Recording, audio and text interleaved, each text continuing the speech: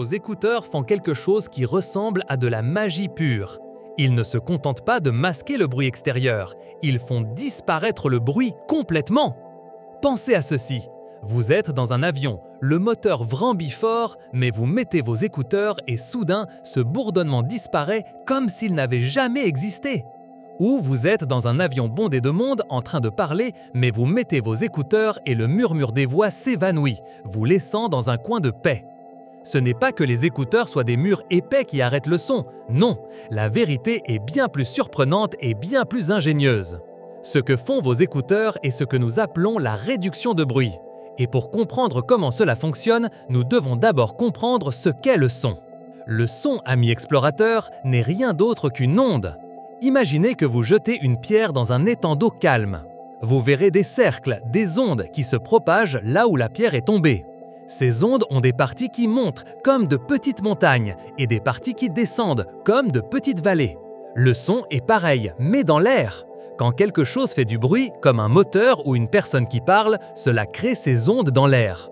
Ces ondes voyagent dans l'air jusqu'à ce qu'elles atteignent vos oreilles. Là, elles font vibrer un tout petit tambourin à l'intérieur de votre oreille et c'est ainsi que vous entendez. Donc, pour qu'un bruit existe, il doit y avoir une onde sonore. S'il n'y a pas d'onde, il n'y a pas de bruit. Et voici la partie clé. Chaque onde sonore a un pic qui est son point le plus haut et un creux qui est son point le plus bas. Ces pics et creux sont ce qui donne au son sa force et sa forme. Une onde forte a de très grands pics et creux. Une onde douce a de petits pics et creux. Mais maintenant, je vais vous raconter l'idée géniale qui a changé la façon dont nous écoutons le monde. Imaginez de nouveau l'étang d'eau. Vous jetez une pierre et des ondes se forment. Maintenant, que se passerait-il si, au même moment où vous jetez cette pierre, vous en jetiez une autre identique juste à côté ? Vous verriez que les ondes se mélangent, se heurtent et parfois deviennent plus grandes. Mais voici la magie. Et si vous pouviez lancer une seconde pierre qui créerait une onde exactement à l'envers ? C'est-à-dire, quand la première onde a un pic, la seconde onde a un creux juste au même endroit. Et quand la première descend, la seconde monte. Que croyez-vous qu'il se passerait si un pic rencontrerait un creux identique ? Pensez à une petite montagne heurtant un trou de la même taille. Ils s'annulent, ils s'effacent, ils s'annulent mutuellement.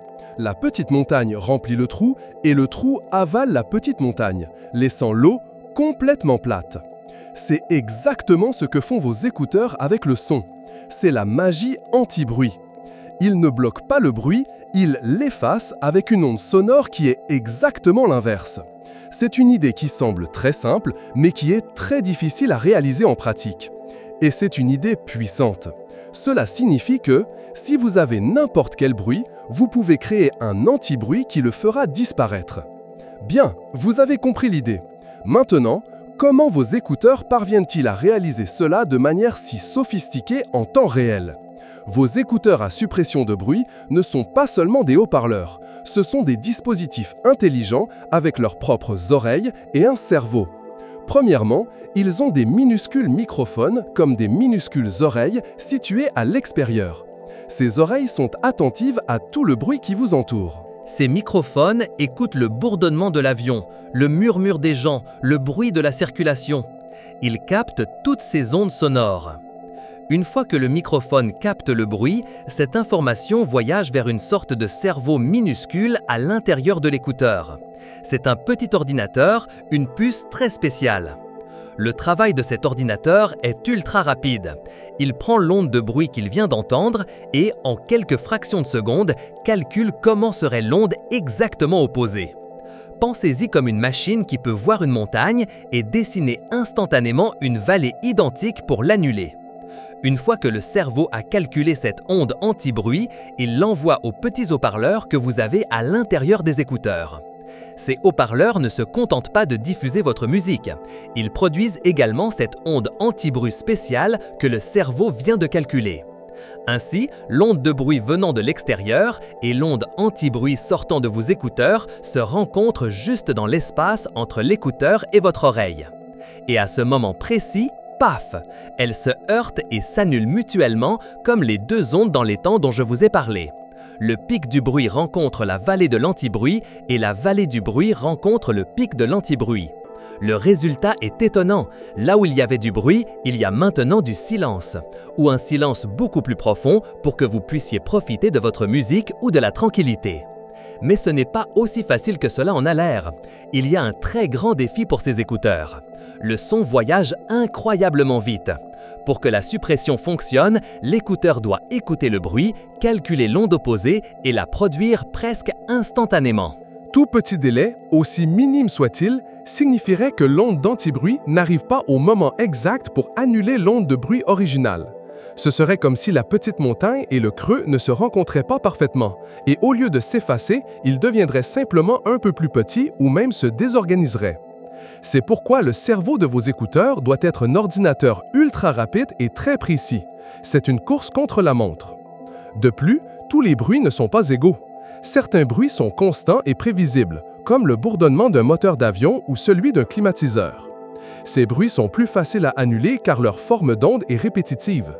L'écouteur apprend leur motif et peut prédire la prochaine partie de l'onde. Mais les bruits qui changent très rapidement, comme une conversation, un rire soudain ou un klaxon, sont plus difficiles. L'écouteur écoute à peine une partie de l'onde qu'elle a déjà changée. C'est comme essayer de frapper une cible qui bouge sans arrêt. C'est pourquoi la suppression du bruit est plus efficace avec les bruits de basse fréquence et constants, tandis que les sons aigus ou les changements brusques peuvent encore un peu se filtrer.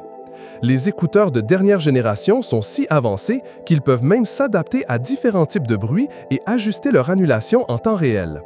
Certains écouteurs ont aussi des coussinets qui bloquent physiquement une partie du son. C'est ce qu'on appelle l'annulation passive. Mais la vraie magie vient de l'annulation active que je viens de t'expliquer. Alors, la prochaine fois que tu mettras tes écouteurs et que le monde se taira, souviens-toi que ce n'est pas de la magie noire. C'est de la science très intelligente en action. Tes écouteurs sont comme des détectives du son, toujours à l'écoute du bruit autour de toi. Ce sont des mathématiciens éclairs, calculant instantanément la forme opposée de ce bruit. Et ce sont de petits artistes sonores, produisant une chanson invisible qui danse avec le bruit du monde et l'efface pour que tu jouisses de la paix. C'est une bataille constante d'ondes sonores, où le silence est le grand gagnant. Une merveille d'ingénierie qui rend notre vie un peu plus tranquille. Si cette explication t'a semblé aussi fascinante que le silence lui-même, n'oublie pas de soutenir la chaîne Explorando. Mets un j'aime à cette vidéo, abonne-toi pour ne pas manquer nos prochaines aventures dans la connaissance. Et dis-nous en commentaire, quel est le bruit que tu aimes le plus faire disparaître avec tes écouteurs? Partage cette vidéo avec tes amis.